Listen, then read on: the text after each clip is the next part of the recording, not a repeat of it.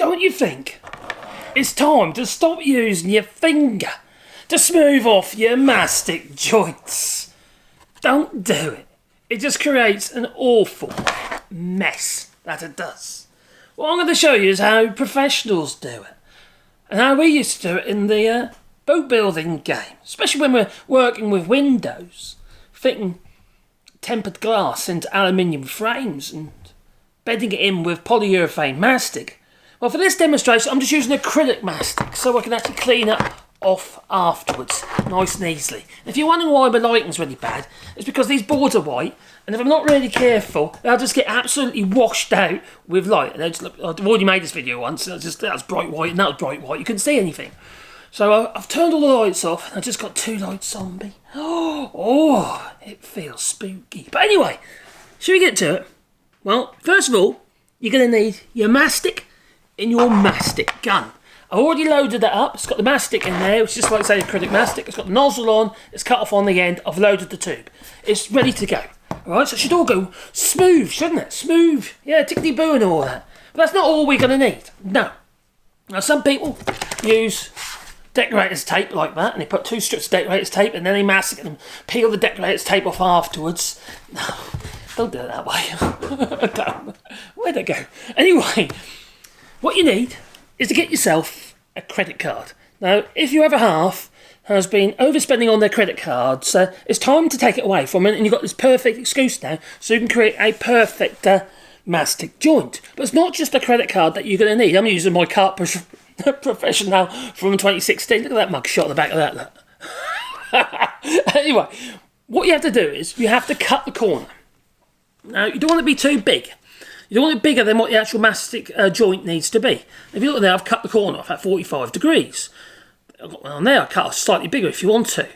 But I'm going to do the small one, like so, it suits the nozzle size that I've cut on the actual mastic gun here, yeah?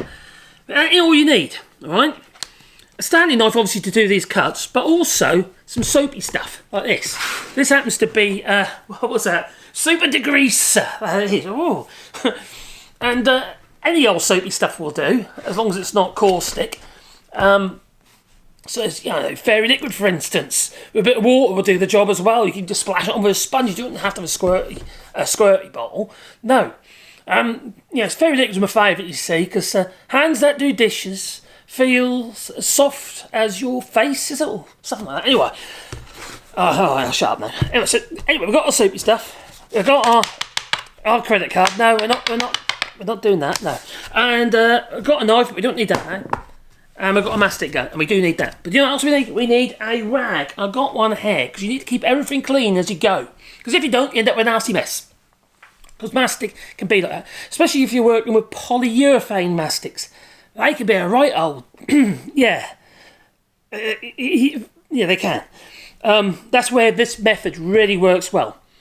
Now, if you're wondering why we've got the fairy liquid, this stuff here, or the soapy stuff, it stops the spread of the mastic. Let me show you. That's the best way, isn't it? We've got a mastic gun, so we're going to create a mess with the mastic gun first.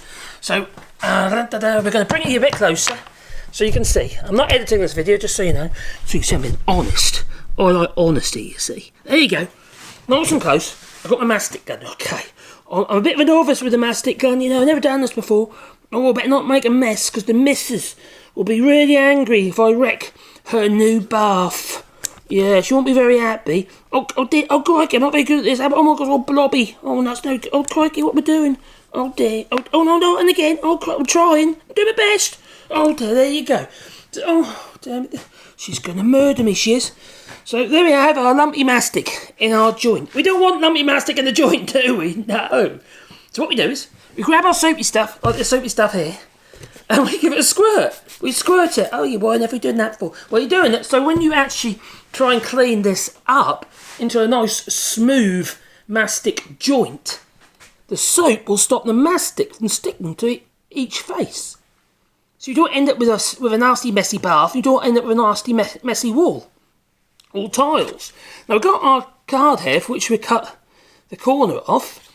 And all we do is, now that we've actually put our soapy stuff on, remember the mastic has already sealed the joint underneath all that's underneath it.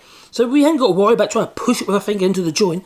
And the problem is when you do that, you see, is what you create a round with the mastic. So if we do that, you create a round. And then 2 very thin edges. And it's just nasty. Yeah, because what happens is it all peels on the edges and go black underneath. You don't want that. No, I don't think you do. If you do want that, you're mad. So what you do is you grab your card like so, and you don't try and go that way and squeeze it into the joint. No, don't do that at all.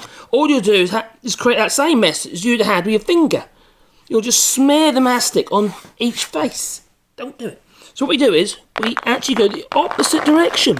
We're trying to peel away the excess, just like that. And you grab your rag and you make sure you keep everything clean. In fact, most of it fell off just there. Like a big snot. Yeah, I did overdo it. Now, you can do a final stroke if you like, in the opposite direction, because there isn't enough mass there now, not enough mastic in that, enough mass of mastic in that joint to create a mess. If you can get another final little go in the opposite direction, that just smooths it off nicely.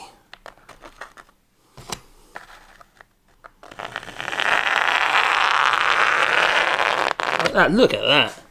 It's perfect. That it is. So that's how you'd create a neat mastic joint without it's shadowing everywhere because it's got 2 harsh lights on.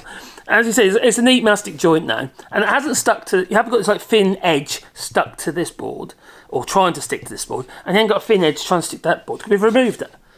So all you got to do is make sure though is that the bit you're removing there, that is smaller than your actual mastic bead. Otherwise you'll have hollows in it. That won't work.